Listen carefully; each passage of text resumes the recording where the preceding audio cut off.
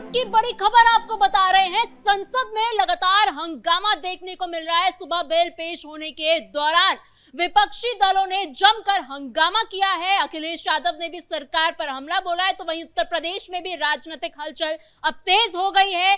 CM योगी ने Samajwadi party पर उनके ही गढ़ से हमला बोला है और ओवैसी ने भी समाजवादी पार्टी को आड़े हाथों लिया है। इसी पर और जानकारी के लिए मेरे साथ मौजूद है मेरे सहयोगी नवेंदु जी। सर, क्या लग रहा है, संसद में लगातार हंगामा चल रहा है, चर्चा हो भी पाएगी या नहीं?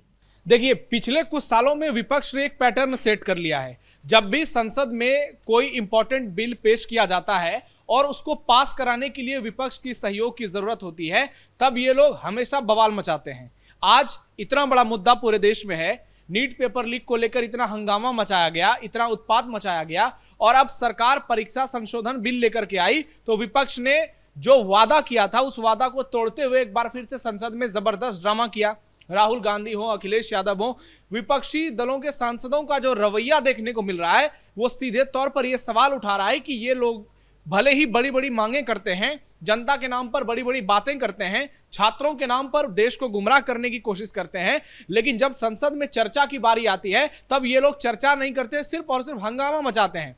अभी की बड़ी खबर है कि अखिलेश यादव से लोकसभा स्पीकर ओम बिरला की मुलाकात हुई है और स्पीकर ने और किरण रिजिजू जो संसदीय कार्य मंत्री हैं, उन्होंने कहा है कि आप संसद को चलने दीजिए, आप चर्चा कीजिए। हमने बिल पेश नहीं किया कि आपका हंगामा शुरू हो गया। हम किस मुद्दे पर चर्चा कर रहे हैं, आप मुद्दे को कहीं और डाइवर्ट कर रहे हैं। हमारा मकसद है कि नीट पेपर लीक के बाद जो व्यवस्थाएं खराब हुई हैं उसको कैसे दुरुस्त किया जाए, उसको कैसे सुधारा जाए कि भविष्य में पेपर लीक ना हो। इसके लिए कानून लाया जा रहा है और उस कानून के तहत हमने कठोर से कठोर सजा देने का जो बिल सामने हम लेकर के आए हैं उस बिल को हमें पेश करना है। पेश करा भी दिया सरकार ने, लेकिन विपक्ष जो है पैलेट गन का मुद्दा, छात्रों पर केस वापस लीजिए, अखिलेश यादव भी वही करें। अब जो दंगाई हैं, जिन लोगों ने उत्पात मचाया, जिन लोगों ने सड़कों पर हुड़दंग किया है, उन पर तो केस होगा और बिहार में भी हो रहा है, उत्तर प्रदेश में भी हो रहा है। जिन लोगों ने सरकारी संपत्ति का नुकसान किया है, जिन लोगों ने तोड़फोड़ की है, आगजनी की है, गाड़ियों को तोड़ा है, पुलिस वालों को पीटा है, उनकी मॉब लिंचिंग की है, उन पर एक्शन होना तय है। ये बचकर कहीं नहीं जाएंगे। हाँ, जो छात्र शामिल थे उनमें जिन पर एफआईआर हुई वो तो वापस जरूर हो जाएगा।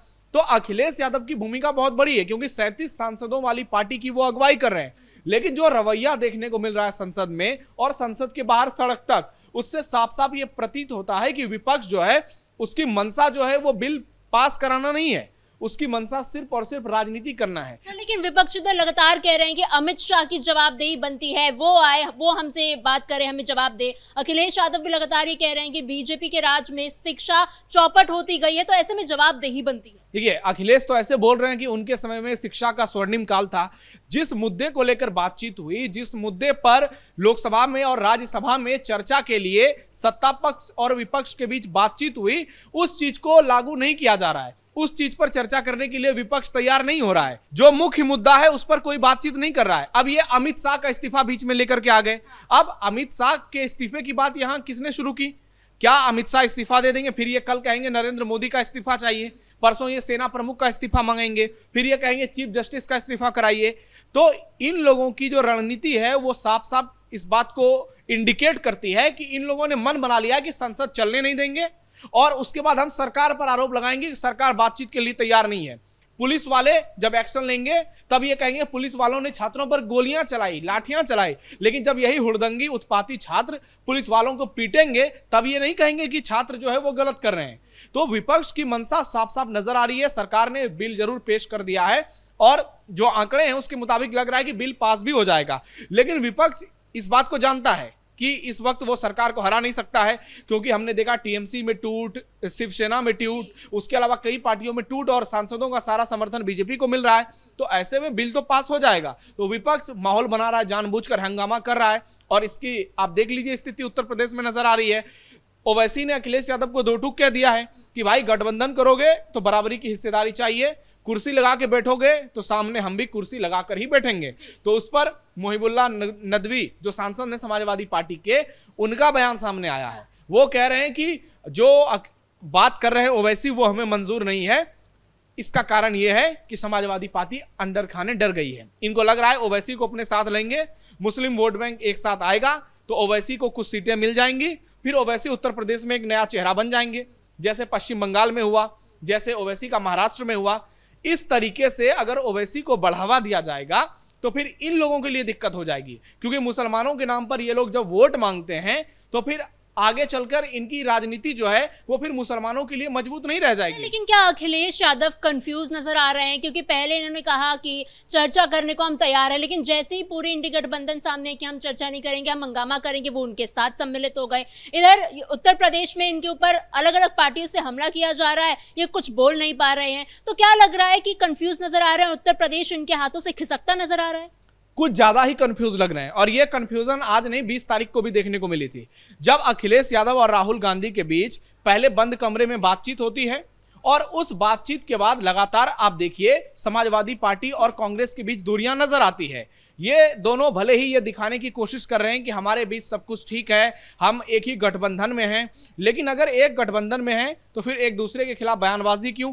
अखिलेश यादव ने उस दिन भी संसद में कहा था कि बीजेपी और कांग्रेस की डील हो गई है, और आज आप देखिए स्थिति कैसी है, ना कांग्रेस और समाजवादी पार्टी के बीच गठबंधन की बातचीत चल रही है, और ओवैसी लगातार ऑफर दे रहे हैं, उसके बावजूद ओवैसी को नकारा जा रहा है। यानी समाजवादी पार्टी में कंफ्यूजन की स्थिति जो है वो चरम पर पहुंच गई है। अखिलेश यादव को लगता है कि एक बार ओवैसी को अगर मौका दे दिया तो शायद मुस्लिम वोट बैंक हमारा छिटक जाएगा, क्योंकि बिहार में हमने देखा है सीमांचल में क्या स्थिति हुई है, महाराष्ट्र के स्थानीय चुनाव में देखा है क्या स्थिति हुई है।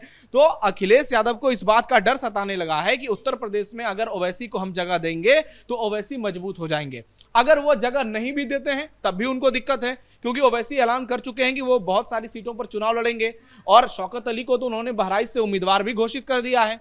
और जिस तरीके का जन समर्थन ओवैसी को मिल रहा है देशव्यापी अगर देखा जाए तो उत्तर प्रदेश में भी ओवैसी को वोट मिलेगा। भले ही उस वोट की संख्या बहुत ज्यादा नहीं हो, लेकिन इतना जरूर हो सकता है कि वो अखिलेश यादव की समाजवादी पार्टी को प्रभावित कर दे। सर, लेकिन ओवैसी भले ही ऑफर दे रहे हैं समाजवादी पार्टी और अखिलेश यादव को, लेकिन लगातार उन पे हमलावर भी हैं कि इन लोगों ने सिर्फ मुसलमान वोटों का इस्तेमाल अपने हित के लिए किया है, अपने स्वार्थ के लिए किया है, कभी मुसलमानों को उल्टा कुछ दिया नहीं है। देखिए, ओवैसी पर अक्सर ये लोग बी टीम होने का आरोप लगाते हैं, ये कहते हैं कि ये लोग बीजेपी के समर्थन वाले लोग हैं। तो ओवैसी का कहना है कि अगर हम बीजेपी के समर्थन वाले हैं तो आप कौन हैं? आपने मुसलमानों के लिए इतने दिनों में क्या किया? आपने मुसलमानों का कौन सा मुद्दा उठाया? सिर्फ मुसलमानों को गुमराह करते रहे, तुष्टीकरण के नाम पर वोट हासिल करते रहे, और मुसलमानों के लिए कुछ नहीं किया। आज भी मुसलमानों की सबसे ज्यादा स्थिति खराब है, ये ओवैसी का दावा करना है, और इस लिहाज से ओवैसी लगातार अखिलेश यादव पर हमले बोल रहे हैं। अब देखना यह होगा कि ओवैसी और अखिलेश में क्या आगे चलकर बातचीत होती है। क्या समाजवादी पार्टी का कोई प्रतिनिधिमंडल ओवैसी से मुलाकात करता है, या फिर ओवैसी जो बार बार कह रहे हैं समाजवादी पार्टी को बुला रहे हैं बातचीत के लिए, वो लगातार न्योता दे रहे हैं, क्या उस पर अमल की जाएगी? क्योंकि मोहिबुल्लाह नदवी के बयान से तो ये साफ साफ समझा जा रहा है कि समाजवादी पार्टी जो है इस वक्त बहुत ही ज्यादा कंफ्यूज्ड है, उसको समझ में नहीं आ रहा है कि गठबंधन किससे हो, क्योंकि कांग्रेस पार्टी ने भी दावा कर दिया है कि हमें आधी सीटें चाहिए। तो अखिलेश यादव असमंजस में फंसे हुए हैं, और उनको लग रहा है कि कांग्रेस को सीटें दें, ओवैसी के साथ गठबंधन करें। उधर से भीम आर्मी की तरफ से भी ऑफर आ रहा है, चंद्रशेखर आजाद रावण की तरफ से।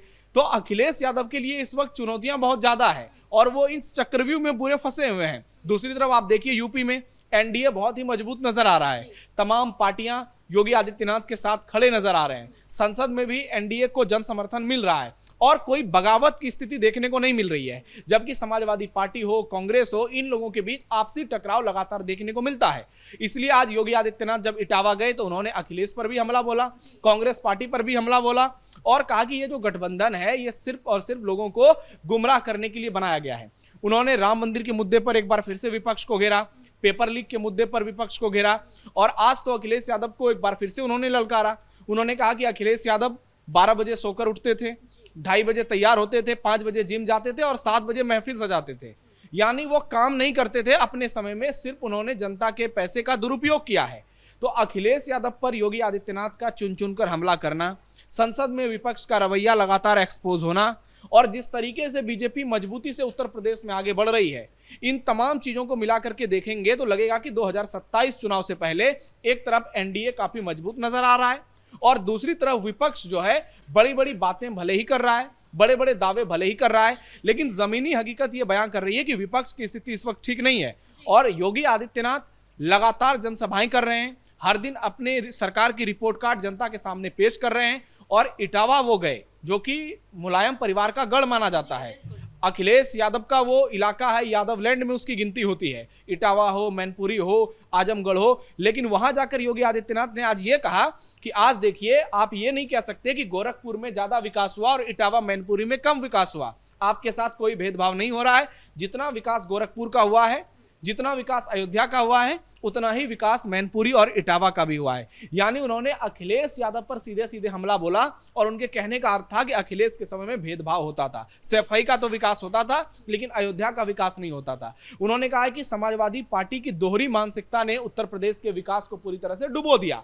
तो एक के बाद एक कई बड़े हमले बोले और इसी हमले के चलते अखिलेश यादव की पार्टी जो है वो योगी आदित्यनाथ के सामने कमजोर नजर आ रही है, जिसका बड़ा इंपैक्ट आने वाले चुनाव में देखने को मिलेगा। जी सर, इन तमाम जानकारियों के लिए धन्यवाद। कुल मिलाकर लगातार संसद में विपक्षी दल की ओर से हंगामा जारी है, रुकने का नाम नहीं ले रहा। वहीं दूसरी तरफ उत्तर प्रदेश की सियासत में भी हलचल देखने को मिल रही है, जहां ओवैसी हो चाहे सीएम योगी हो, लगातार वो अखिलेश यादव पर और समाजवादी पार्टी पर निशाना साधने का काम कर रहे हैं। तो फिलहाल इस ब्रेकिंग में इतना ही। कैमरा पर्सन अशोक भारद्वाज के साथ मैं समीक्षा तिवारी, कैपिटल टीवी उत्तर प्रदेश।